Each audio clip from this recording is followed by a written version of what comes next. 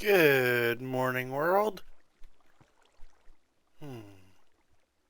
Oh, hey, didn't see you there. Hello, YouTube. Welcome back to episode 4 of my world series. I'm Slinned, and this is my world, and well, more specifically, this is my castle. And yeah, today we're gonna be exploring more detail about one of my most iconic builds on my world. So buckle your seatbelts. It's gonna be exciting. It's not gonna be exciting. You can go ahead and unbuckle your seatbelts and just like sort of sit back or lay down or something. Don't worry, there's no excitement to come.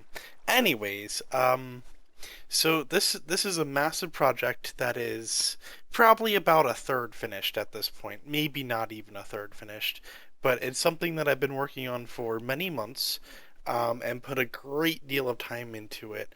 So let me just explain some of the overview stuff for the build as a whole. It's supposed to be a three-tier design. So we have the outer wall right here, inner wall right there, and then that skeletal structure over there that you can see in the distance, that is actually going to be the future location of the keep. So there will be like a central keep, which will be like the palace slash keep type thing in the middle of the entire castle. And the way this works is we have the outer wall here, which is the lowest tier. This is the first line of defense. It's the broadest wall. It's very low. It's about 11 blocks. As we go in, we have an inner wall, which is the second line of defense, but also sort of like a class divider.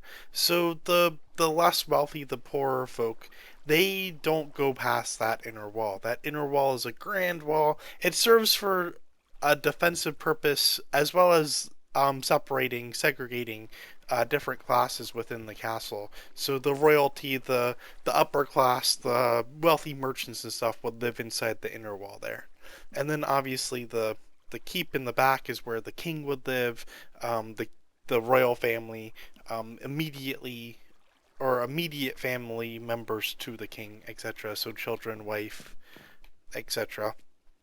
Maybe his brother, if his brother doesn't kill him and take over the kingdom. Well, that's not going to happen. I'm the king, I think. I don't know. If I was the king, I probably should go ahead and build that darn keep already and get lots of guards. But yeah, so we'll wait till it's daytime and then I'll go down there and we'll get a closer look at things and talk about the castle. So see you down there.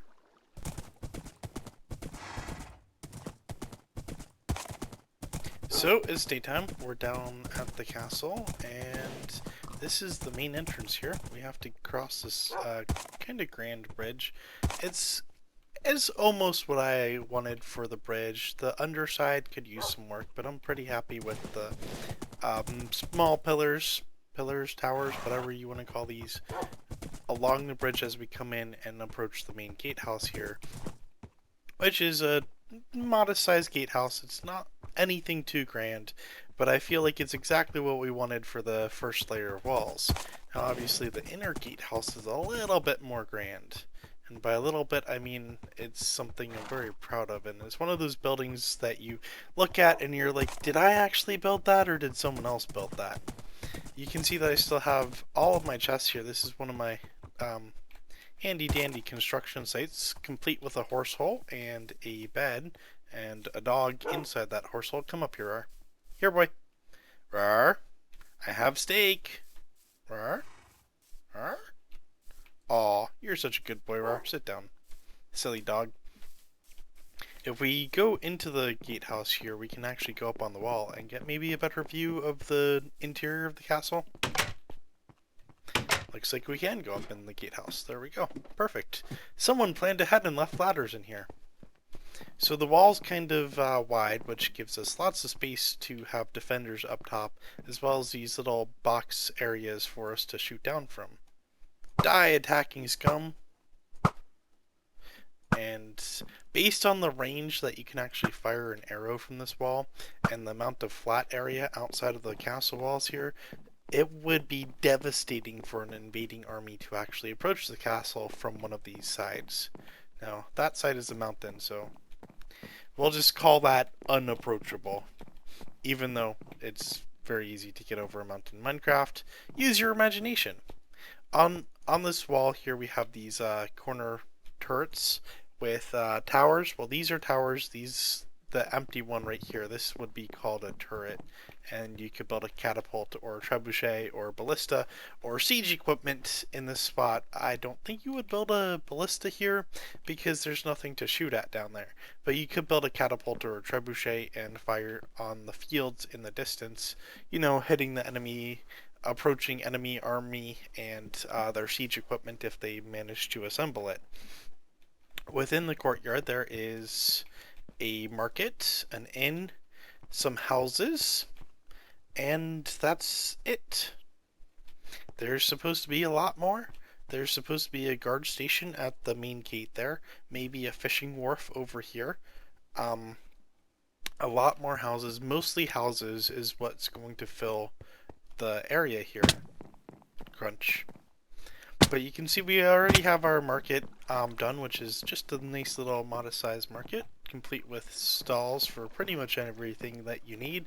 There's meat, fish, there's even clothing and jewelry, produce, baked goods, and of course there's absolutely nothing. If you ever get absolutely nothing, this is where you would come to pick it up.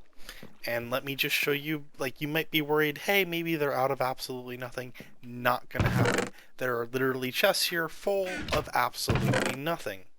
So there you go. Always has absolutely nothing in stock. Probably one of the only places that has absolutely nothing in stock all the time. There's some horse stables over here, and then there's an inn with a door missing. That's actually supposed to be a door, but zombies probably took it. Zombies should not be trusted. They will steal your doors, and they will eat your friends, if you have friends. If you don't have friends, you're probably safe. So we have the two master suites up here. I am too lazy to go around to the other side, but there's two of them. And there's staircases with doors at the bottom of them to access both of them. And then on the middle floor, which we just ran through, there are the small bedrooms. If we go downstairs in the inn, this is supposed to be the tavern area. It's incomplete, as you might have noticed, as there's no tavern area. But one day there might be. Who knows? I should probably be the one that knows, actually. Like, the answer to that question should be Slinned knows, but Slinned doesn't know. These houses, again, zombie damage, missing doors, no interiors on any of them as far as I remember, so they're all just empty for right now. One day we will do interiors. I like the layout of these houses. It was a bit of a challenge because I wanted to do this sort of theme, but I wanted to make the houses look lower quality than what I actually wanted to build. I wanted to build nice houses, but I had to make them look like they were low quality houses. So that's why we used the cobblestone, and instead of using woods that I think are nice like spruces or dark oaks, I used the regular oak instead of, the nice color woods. And then we just vary the roofs between having gray wool or cyan stained clay so that we get some different shades of gray for the roofs, which I think worked out quite nicely.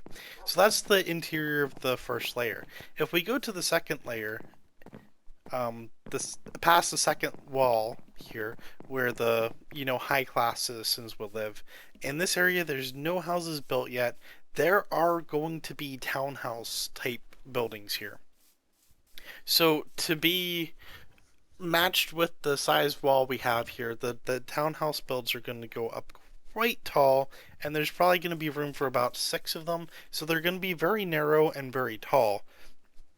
And they're going to have more of a modern feel to them, less of a medieval feel, but still going to try to emphasize the fact that they are medieval buildings. So we'll use lots of stone and possibly even some red brick, if we can work it in without using too much hardened clay. If we travel over this way, there's a little treat that not a lot of people get to see. This is actually something I worked on fairly early on in the castle build. It's a little oasis area, and the reason for this is that if you're a wealthy member of the castle community and you live in the wealthy area, you don't have to go past all the peasants and stuff to find a nice park. So you have your own private little underground park here. There's even a pig. This guy was saved. He He was found wandering around in the castle and we saved him. He can't leave this area and no mobs will spawn in this area. So you got a nice little pond, waterfall, and then there's glowstone deposits to light up the ceiling and lights on the ground here, including some hidden in the ground just to make sure nothing spawns. So it's a private little oasis. In the back of this I do plan on having a secret passage that links from back here somewhere to the keep, so that royal family members and stuff can visit the little oasis without leaving the keep area or palace area or whatever. If we head back out here, you can see that the area for the keep is gonna be up there. We can go take a look at it. There's nothing. There's just Extreme Hills Plateau. I do like the pathway leading up there. I liked this staircase design. The little Z shape in the side of the mountain. As you can see, it's mostly just flat area, so we have a lot of space to work with. It's a big flat area. There's lots of space to build stuff in. I don't have a clue what I'm gonna build here. I just know it's gonna be a keep or a castle or a palace. Well, the entire thing is a castle. But that's what's going to go up there is the keep area, the final tier of defense, and it's going to be quite huge so that it towers over this wall when we look at it from the front. So yeah, that's pretty much the goal for the future of this area, is to fill in all of these courtyard areas and build the keep. We can actually go up in the main gatehouse here for the interior wall. I didn't do any decorating here, but I did do carpets. So there's some design work on the walls just to make it all look structural. There's a bed there in case I need to sleep. And this will take us all the way up to the top. And this is actually the only way to get onto this wall. So you have to go through this gatehouse here to get onto this wall. You have a large area right here, which would be probably, in the event of a siege, the castle commander would be commanding from this box right here instead of from the outer wall out there where he could get hit by an unlucky arrow or a siege engine of some sort.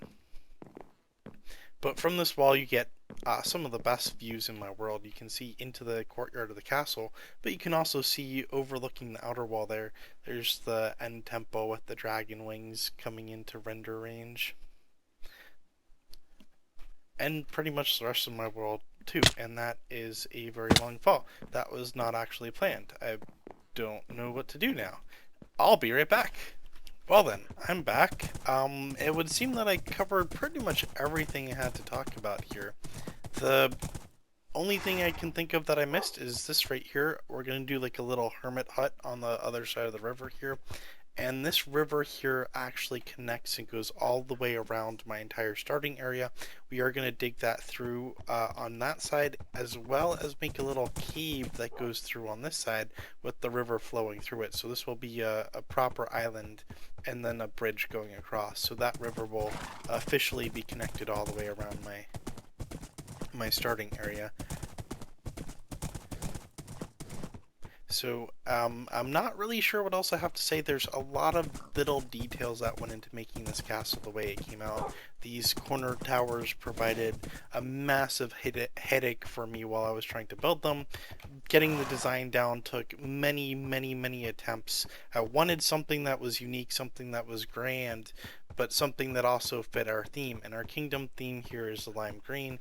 The flags were pretty easy, but I think the flags probably sealed the deal on the castle. It wouldn't be what it is right now without all these flags everywhere. It makes it feel like a grand, proper kingdom instead of just a pile of bricks.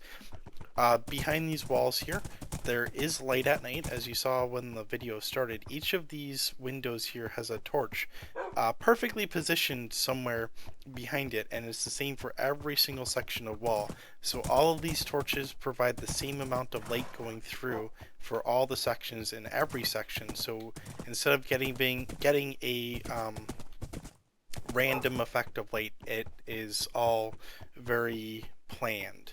So the glow coming out of each section is exactly the same in every section. This is the other entrance here, which leads, to the stables, the Colosseum, and the end temple. There's nothing too grand. There's no bridge or anything on this side. So that's pretty much my castle. The intersection here, I guess we can go into some extra little details. On the bottom row, you can see I use the coal blocks, and the coal blocks have a very nice texture to them. They're a very pretty block, but they're also incredibly difficult to get. So a little secret, those top ones are actually black wool. So to save on materials, the bottom uses coal and the top uses black wool because the top texture is less visible. And if you notice the bottom texture, which is fairly noticeable in my opinion with the white coming through in those coal blocks, little specks of white and light grays, then you don't think about it when you look at the top. You just think, oh, that's too far away to actually see, but that's coal blocks too. It's not. I'm cheap, I know. In between all of these walls, the inner walls and the outer walls are actually hollow sections that we just went through and skimped out on. They are hollow, and they're fairly well lit up, so nothing will spawn in here. So everything is hollow. Little behind the scenes look as how these were made. And those are the torches I told you about, perfectly positioned on each side so that every light, even these ones right here, this is it's a window up there, can see the clay is not actually right behind the fence there. The clay is set back so that the torch will light it up, so that light will emanate from it instead of just having the clay right behind the fence. So there you go, little behind the scenes look into the walls and how those were made. And I think that's probably everything. So I hope you guys enjoyed this episode. It's going to be a little bit shorter than my other episodes. There's no complicated redstone to go through, I guess. Speaking of go under, there are some grates that go through the walls here, and they're designed to be big enough for boats to go through, just in case I ever do connect that river and want to use boats as a means of transportation in this area. Of course, that would depend on Minecraft fixing boats so that they don't break when you're 20 meters away from a block. But yeah, I hope you guys enjoyed the video. No complicated redstone this episode, just showing my design stuff and the future of this build off. One of my most iconic builds I have in my world. Something that people instantly recognize as, hey, that's Slinned's castle. That's the center of his world right there. Well, if you did enjoy the video, be sure to subscribe or like, or I don't know, the YouTube stuff. And also come check me out on Twitch. My Twitch is just twitch.tv/Slinned. I built this entire thing live on stream, and I stream on average 8 hours a day. So be sure to come check me out. If you aren't already following me on Twitch, be sure to follow me there so that you get notified when I go live. Otherwise, if you have any comments or questions, please leave them below the video. I love to read them, and if I see any questions, I'll do my best to reply to them with a accurate answer, I suppose, if I can. Thanks for watching, guys. Have a great day. Peace. Good night, Rar. Here, have some noms. Good night, world.